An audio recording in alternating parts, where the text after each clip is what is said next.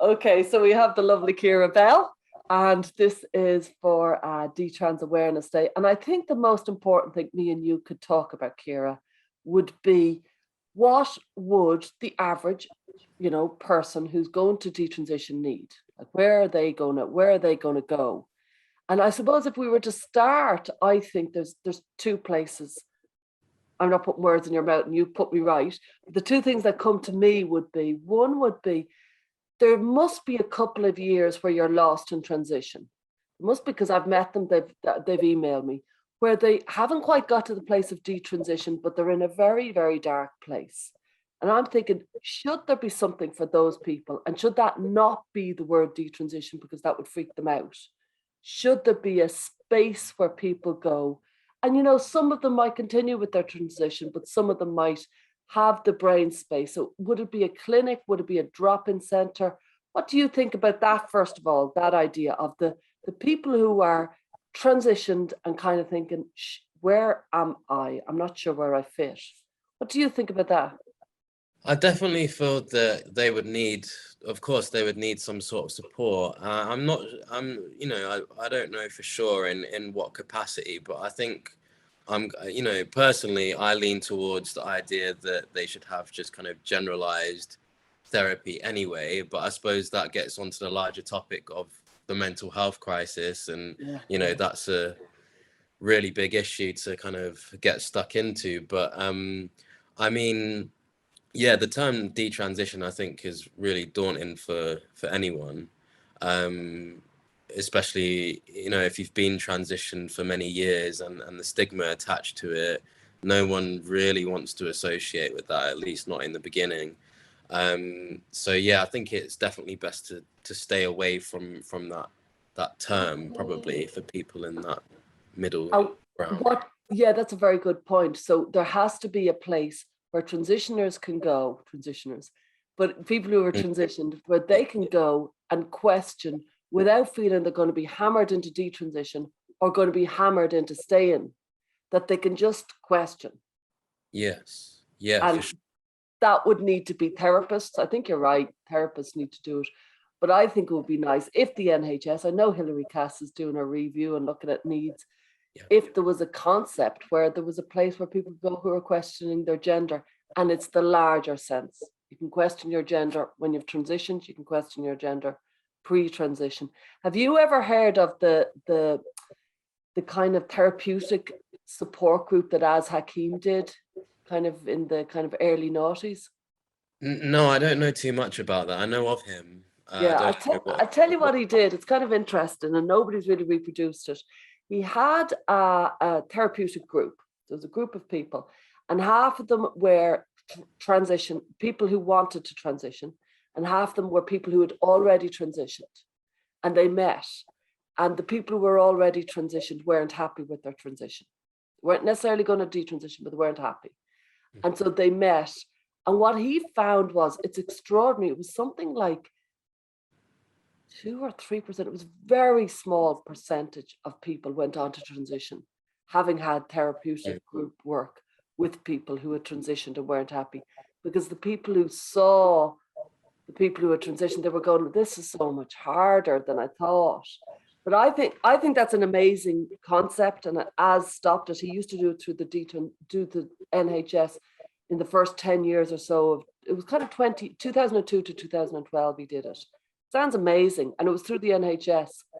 I think a lot of people could benefit from something like that. I wonder, had you met a transitioned person pre-transition, did you meet many, and would have made it if they weren't happy? I wonder what you would have thought. Yeah, I don't think I met anyone before I transitioned, and barely after I transitioned. Yeah, I do think it probably would have put things into perspective for sure. The attitude to everything has definitely changed since I transitioned anyway.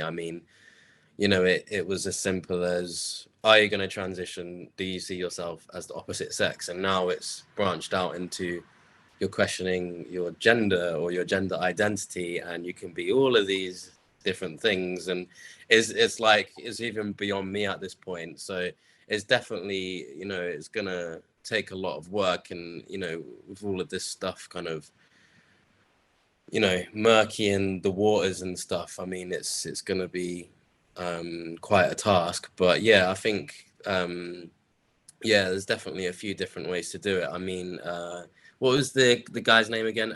As Hakeem. As Hakeem. Hakeem. Yeah. Yeah, so he did that through the NHS. Was that through like a gender clinic, or? Yeah, he did that in the Tavistock. Or you know, he definitely did it. I'll put up some information, you know, part of this talk, I'll put up some information about it. But he did it, he catalogued, he wrote about it, and nobody was very interested when he left. He left to go on to do some other work.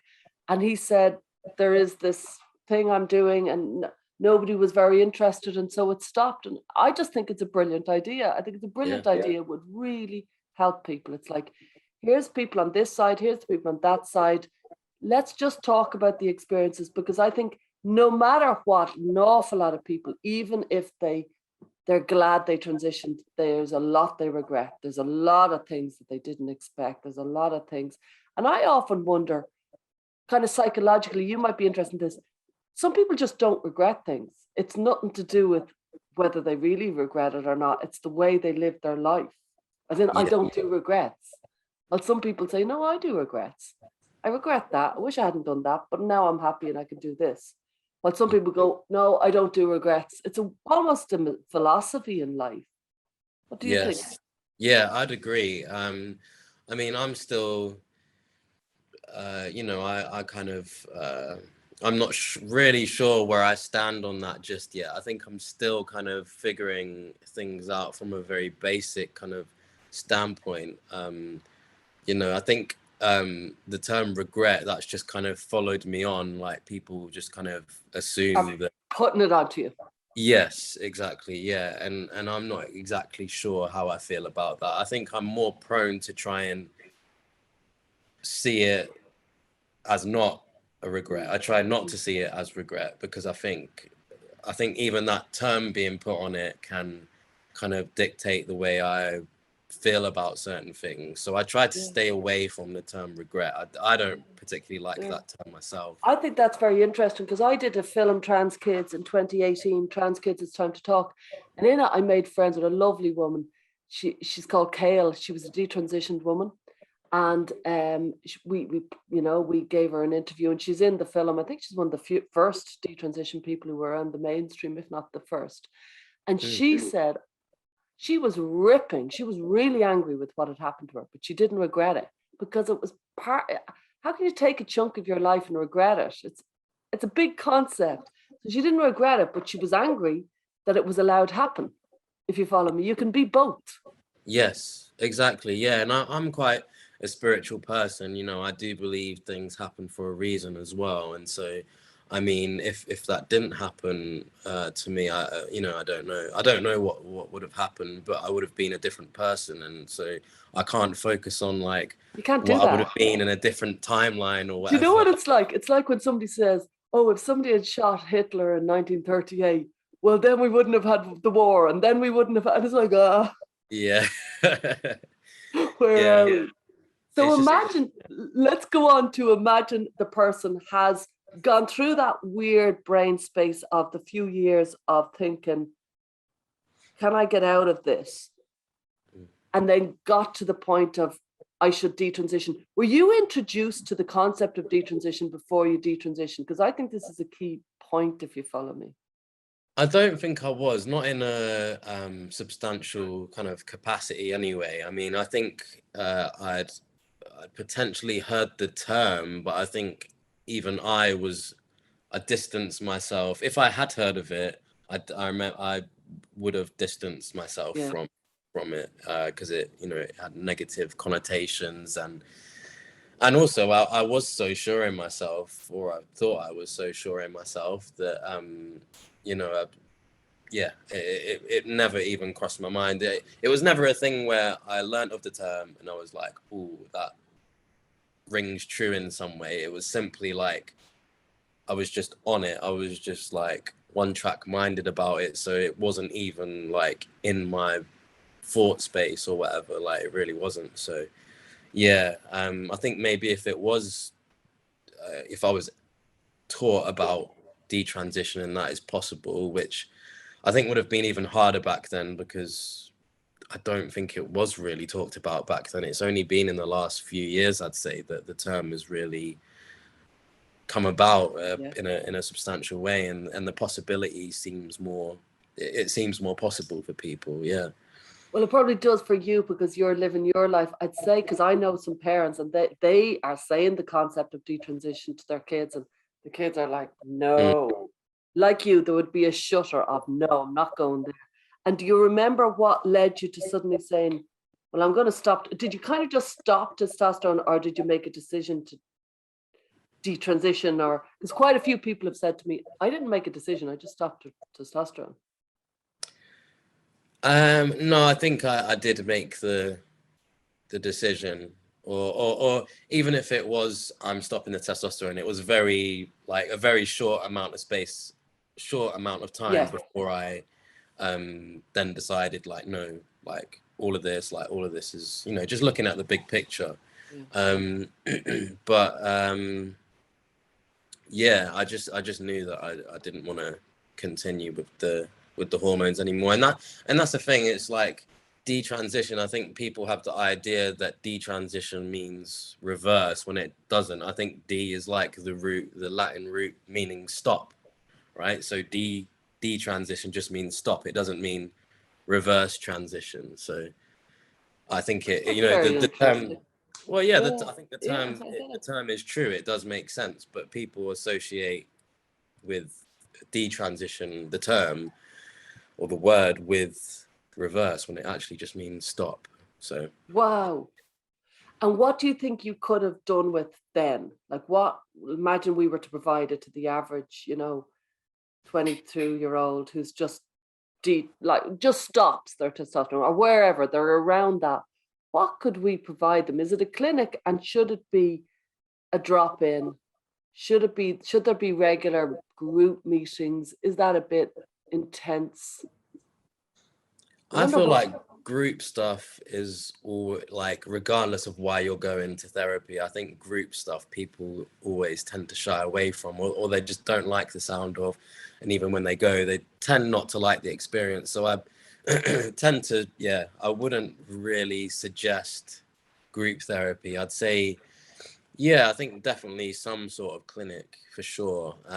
It's just which way that's framed, or you know, how it's set up, that's kind of the most important part. But yeah, perhaps like a clinic, or even just one-to-one therapy with someone that, you know, they can trust, and someone that they, you know, get along with. So see, there's one part of me thinks, I'm interested to know what you think of this. One part of me thinks, if there was, now you mightn't like this at all, but if there was a scenario where you're at a clinic, and for people who want to transition, they go that way. For people who are questioning, they go that way. And for people who are detransitioning, as in stopping their transition, they go that way. Now you could say, oh, I'd hate that. But I think it would actually be very powerful for the transitioners to know there are other aspects. Do you know what I mean? But it could be very harmful for the detransitioners to hear. They'd be just like, I don't want to go anywhere near that clinic. Maybe I'm wrong. So like a clinic that branches off depending on what? Yeah. I don't know, because I think even the people that because I know that within the Tavistock, for example, I think, you know, there was always this it's almost like a competition that people kind of started amongst themselves of just like, oh, did you get in? Like, did you get referred, sort of thing? And if you didn't, it's like, you know, the worst thing. So it's kind of, I don't know how to put it, but it's it became this weird competition, regardless of how good of a decision it was for you. Because, you know, when you're talking with like vulnerable you know, young people, it, you know, the what's best for you can get kind of confused in group kind of, you know, just seeing what other people are at and what stages they're at. It just you're actually hitting upon something that's very well known in psychology. So you're dead right. For example, anorexia, right? you have to be really careful bringing anorexic people together because they become incredibly competitive. And so you're really treading on very thin ice, almost allowing them access to each other because they're competitive in a destructive way. And you've just kind of hit upon it with gender dysphoria, that that's what happens. And so you're saying you could light all sorts of fires in people accidentally just by almost meeting each other or seeing each other. You could light up a fire of competition in them that shouldn't be lit. I think that's what you're saying, is it? Yes, for sure. Yeah. And yeah, I've not really like investigated that too much, but it's just something I've observed. And yeah, with branching it off like that, I think it definitely sets that up. Yeah. And yeah, I feel like coming away from the models that have been used, for example, at the Tavistock as much as possible, I think that's probably the best thing to do. Like coming away from that as much as possible, and breaking down those structures and making it just a more. I feel it just needs to be more of a general, and I could be wrong because other people are at different stages of their transition or detransition or whatever they're doing. But like I feel at this stage it needs to be more of a general like what's going on with you. You know, they just need to have a therapist in general. They just need therapy, yeah. Like let's come away from, you know, oh, you're this or you're that, or you see yourself this way, you see yourself that way. Like it just But the old-fashioned therapy that we've been doing for 100 years, which is what's going on for you, what's hard, what's going well, let's explore it. What are the patterns? Just the basic therapy. You're so right. I think now you're talking, I'm kind of coming around to the idea of if there was maybe a phone line that people could ring, just like there's a phone line for people who are questioning that whether they're gay or not. Or there's a phone line for people who are, there's lots of different phone lines for different aspects of life. What about a gender questioning phone line where you kind of go, and you could be anybody, if you follow me. You could be somebody who's thinking about detransition. You could be somebody who's seeking transition, and they have somebody at the end of the line who just is willing to carry out the therapeutic, not therapy because it's only a phone line, but certainly a therapeutic approach. yeah, I think that sounds good for sure. You know, I think it's also good for, you know, because that could be like one option, but I feel like it's also important for these people to see people face to face, because another thing is that a lot of people, they're caught up in like fantasy worlds and like, you know, I'm talking more specifically about those that have only just recently transitioned or thinking of doing so, and maybe even people that are, you know, recovering from gender dysphoria. You know, you can still be kind of stuck in this like world that you've created for yourself, and so seeing someone physically and having therapy that way, I think that can kind of break that down, and you know, you're just kind of stripped bare in a way, as opposed to on the phone. I just think it's probably better for that. But yeah, the phone line. I agree with you. So we're creating, I hope the NHS are listening, we're creating a whole thing here. We're creating a phone line for one person, for everybody, but also a kind of a scenario where people actually physically meet. And you're right, something special happens. I know, like myself, when I work with clients, when I meet them one-on-one, it's so much more warmer and deeper and more real and more, just got more with it. So there's an actual physical place, a clinic you can go, and it's separated from everywhere. It's literally its own clinic, and it's some sort of detransitioner center where people can actually go and get therapy. And it's not necessarily group. Although some people like it, you're kind of saying you will need the one-to-one. So I can kind of see what's needed. And it occurs to me, maybe there should be another place where it's questioning your gender, and it's not near the detransition clinic, because that could bring a lot of fear into somebody. It's over somewhere else, different part of the world, like maybe a different part of the city. And it's for people who are questioning their gender, whether they're medical transition or not. They're just questioning. And they have their place. And they're not meeting so they're not freaking each other out or something, or making competition out of it. What do you think? Yeah, exactly. Yeah, I think you know, and I can only speak from experience and what I thought I would find beneficial, because I'm sure that, you know, if you speak to the next person, they might find group therapy amazing. That would be the thing that would help them. And So I really, we're exploring this today in Detrans Awareness yeah. Day. That's the concept. Like, what does everybody come up with? Go on. I jumped in on you. No. I forgot what I was going to say now, but no, it wasn't important. But just Well, I'll tell you. You were going to say, I don't know what other people want, but what I would like is one-on-one. I think that's what you were going to say. Yeah. Well, that's it. Yeah. So, and also the language is definitely, you know, because that probably is another topic to discuss, really. But it's just it's a big topic, because you know, when you put out there, oh, you know, are you questioning your gender, and then it's up for debate whether gender's even, Oh yeah. you know, what does gender mean? Like, I know, in my opinion, gender, I mean, it's just kind of gender roles that are made up by society. For other people, you know, I suppose particularly young people, they'll see it as like a literal thing that's like up here, and it's like hardwired, or it should dictate how your body is. And you know, it's got to be so confusing for the kids now, is basically my point. Like, I don't know. I think so, but the language is very important. This whole movement has been centered on language. Yeah. And, you know, Ian Hacking wrote about this, and about how there's a concept called semantic contagion, which means a word can basically, now I'm probably going to make a mess of this, but I'll try my best. A word or a phrase can almost create more contagion. So the phrase trans kids could create more trans kids. Now, on the other hand, the phrase ROGD could work in a different way, or the phrase detransition coming into the world and becoming more common, that could have its own powerful effect, if you follow me.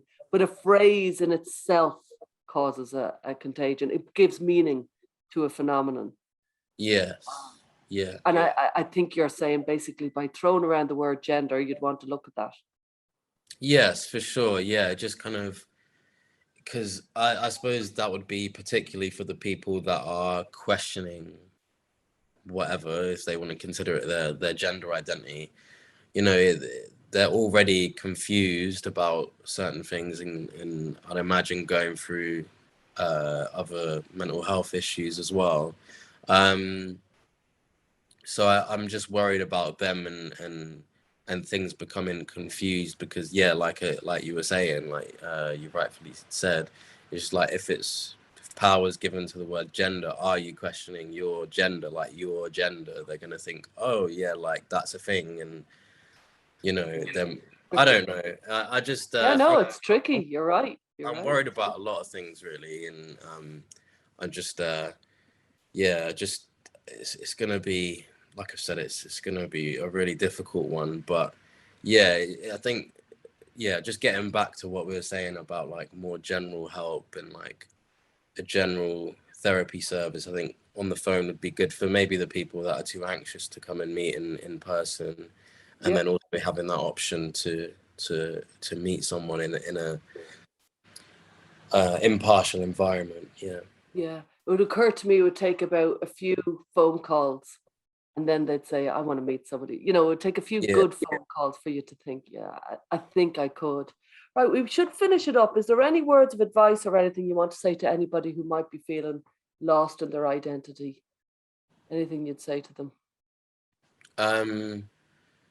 Probably all the cliche stuff, like get out and try working out, and take a look at the trees and the sky above. Like, Nice. you know, I just no, seriously, I just think it's really a thing where you're just stuck in your head, and I've been there. I feel like I'm slowly coming out of that, where I'm not as much in my head. Like, I'm not just kind of, I'm thinking less and less about the concept of gender, or even my sex. Like, it's not even a thing that I'm really thinking about as much in those terms. So just try and focus on external things, like as far as hobbies and things like that, and it will, you know, that's the right direction to go, I think. So yeah.